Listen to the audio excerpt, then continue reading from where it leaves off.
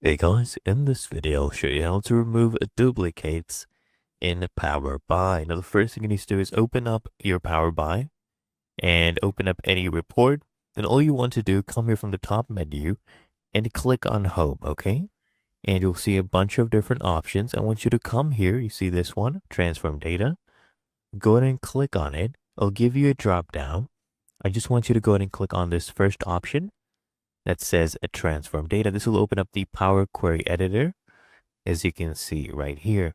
Now, all you need to do to remove duplicates is just go ahead and right click on any column that you want to remove duplicates for. So let's say I want to remove duplicates for this one, okay, or even this one. You just right click and then come here and click on remove duplicates.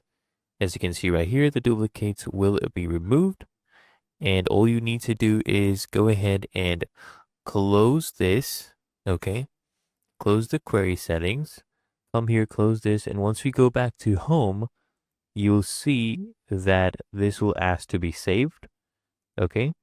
Just go ahead and click on yes, apply the changes, and there we go. It's really that easy and simple.